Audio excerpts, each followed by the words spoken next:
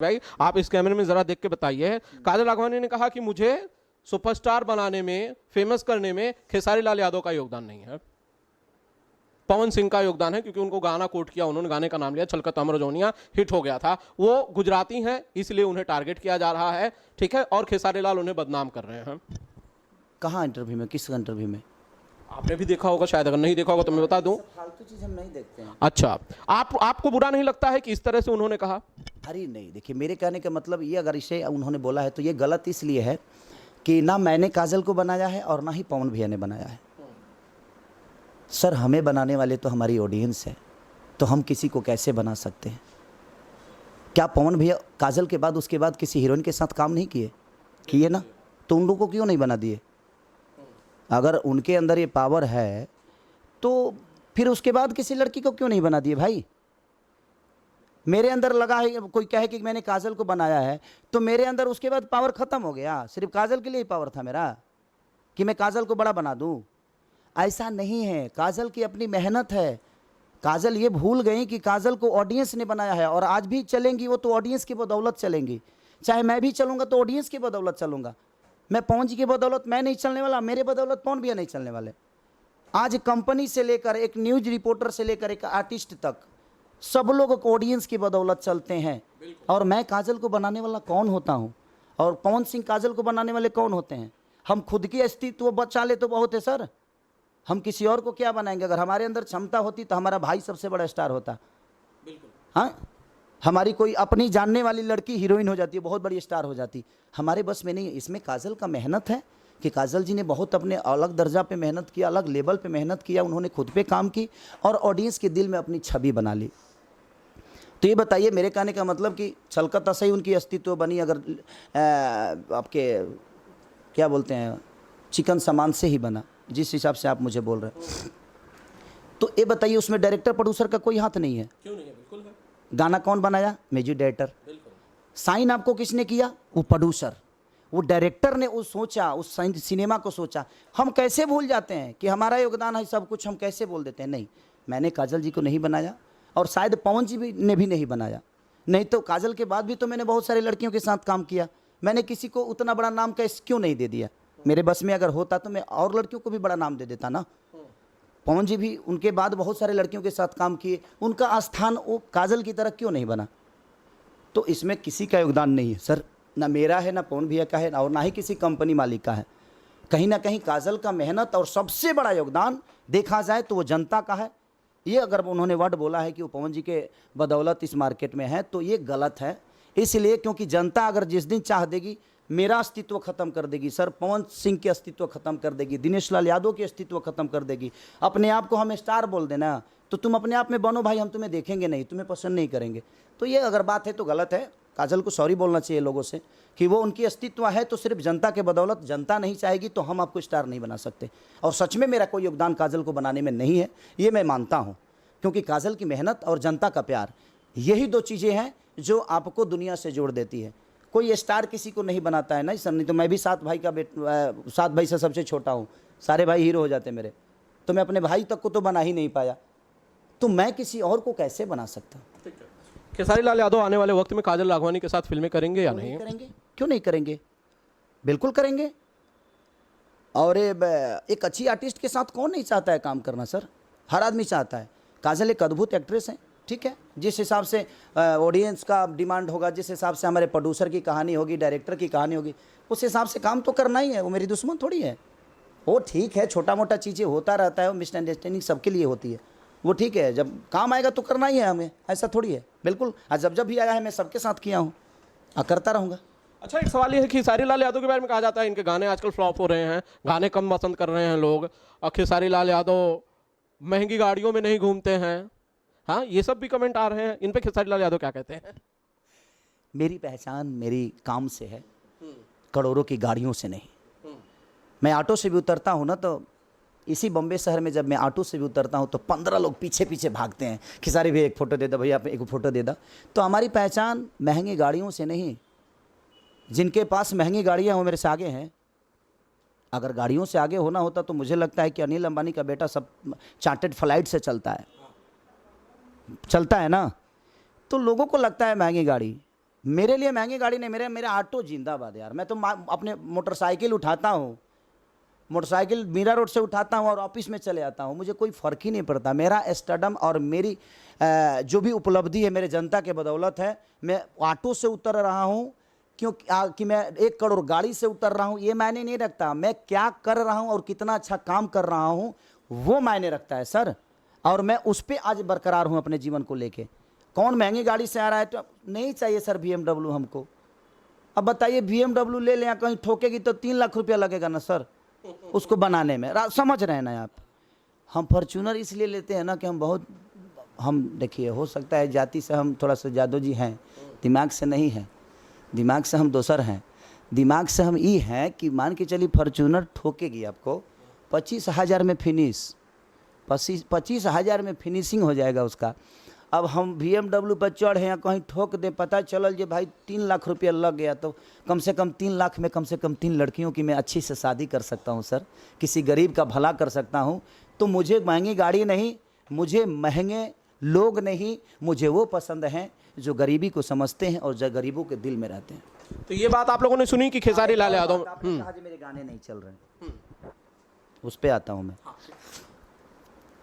कि आप छोटे माने कम डांसर लेकर शूट करते हैं। मैंने 10 गो में।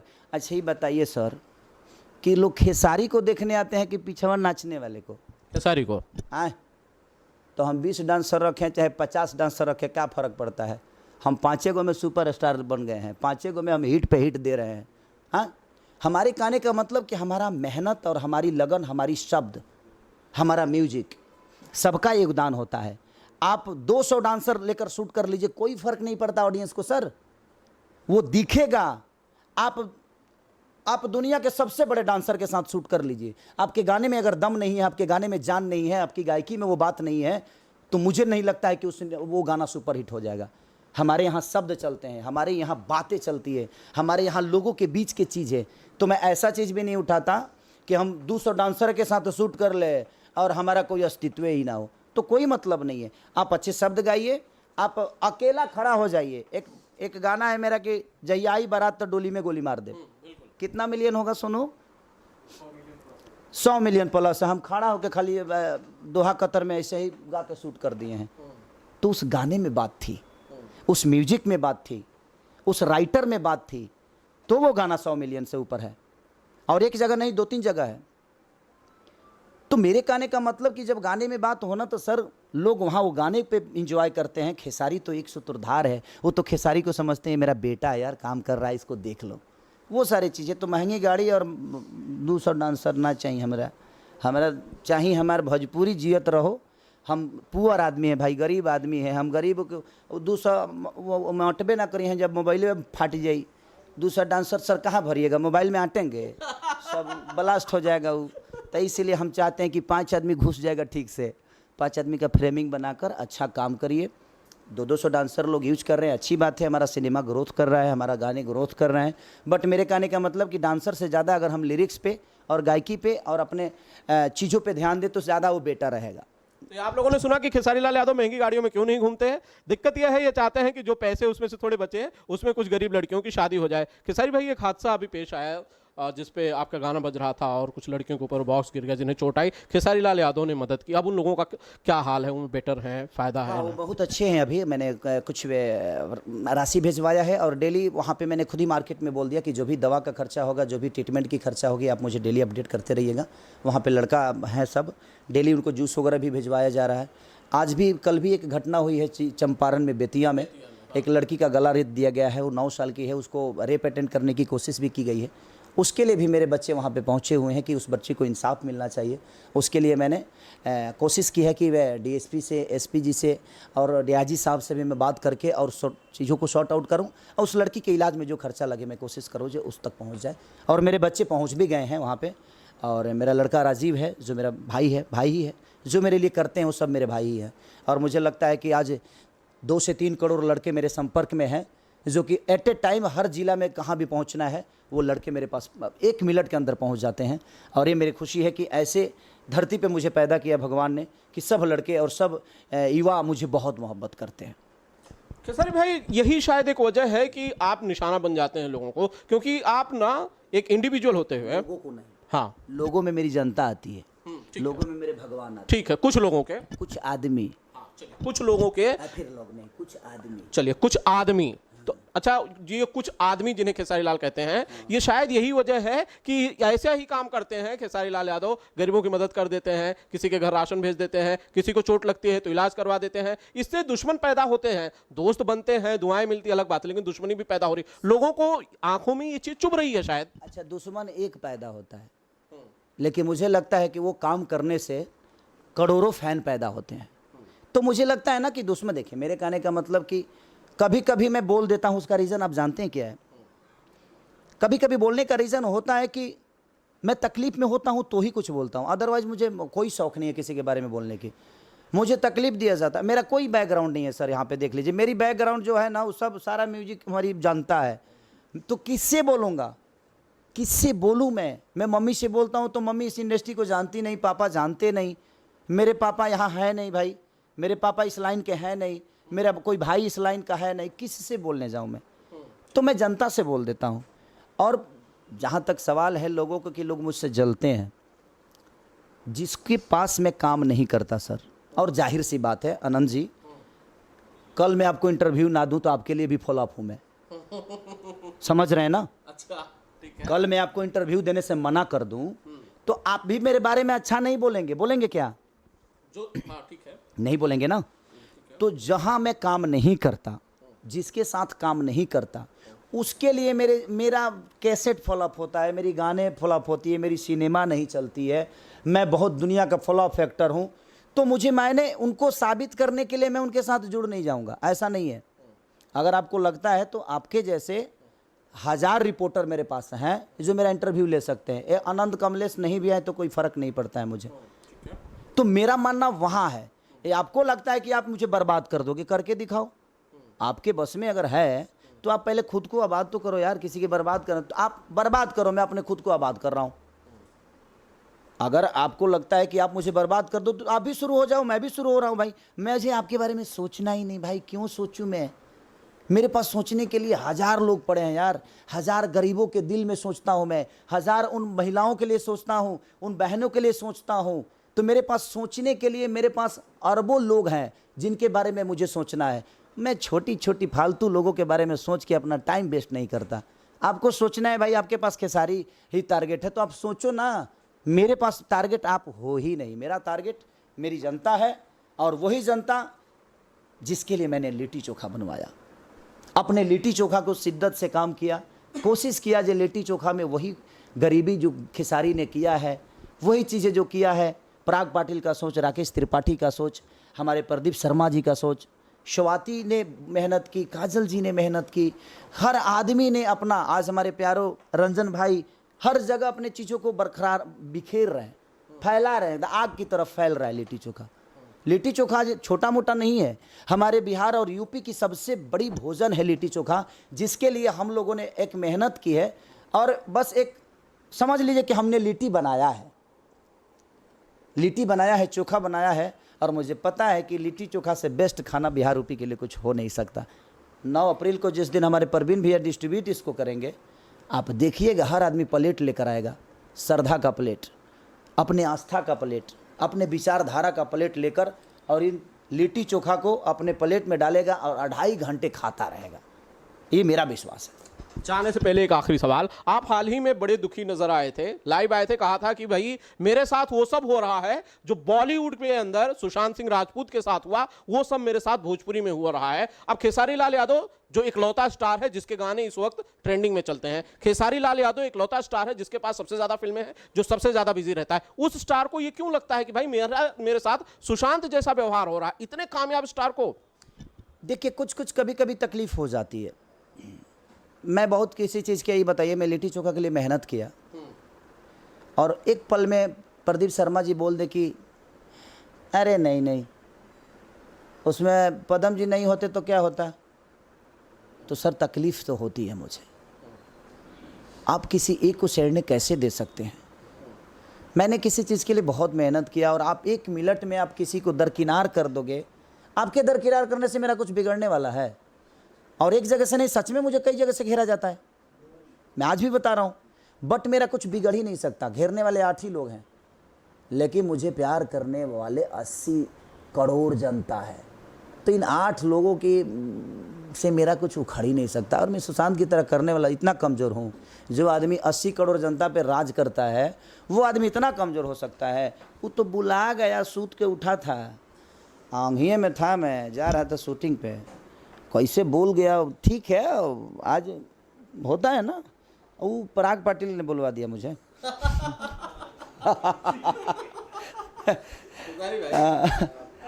बर्थडे आ रहा है खेसारी लाल यादव का अगले महीने। इस साल खेसारी लाल यादव कहाँ होंगे, बर्थडे मनाएंगे, कैसे मनाएंगे, कहाँ मनाएंगे, थोड़ी सी बताइए भाई जानकारी, बहुत सारे दर्शक जानना मैं अपने खुशी में पूरी जनता को रखता हूँ। और मैं अपना बर्थडे नहीं, अपने बच्चों का बर्थडे मनाता हूँ, क्योंकि मैं जीवन में कुछ नहीं था तो बर्थडे कभी मनाया नहीं। तो फिर अभी बर्थडे क्या मनाना है। लेकिन कभी वाइफ है हमारी जो केक उकला देती हैं, अगर मैं बॉम्बे में रहता हूँ तो काट देता हूँ, नहीं तो मैं शूटिंग पे रहता हूँ, तो किसी प्रोड्यूसर का नुकसान करके मैं अपना सेलिब्रेशन घर पे आके नहीं करता। वो मेरा रीज़न है कि अगर मैं एक दिन नुकसान कर दूंगा, एक दिन अपना खुशी मना लूँगा, तो शायद मुझे लगता है कि मैं 3 लाख रुपया अपने प्रोड्यूसर का नुकसान कर जाऊँगा। तो आज शूट करते हैं ना, फिर कभी बर्थडे। और पार्टी तो डेली मन सकती है। हम मानते हैं कि हम आज के दिन पैदा हुए हैं, लेकिन खेसारी डेली पैदा होता है अपने पब्लिक की नज़र में, अपने पब्लिक के दिल में। मैं डेली पैदा होता हूँ और डेली इनके गोद में खेलता हूँ। डेली एक मेरा गाना रिलीज होता है और डेली अपने गोद में लेकर मुझे दूध पिलाते हैं और मुझे ऐसे ही खिलाते रहते हैं।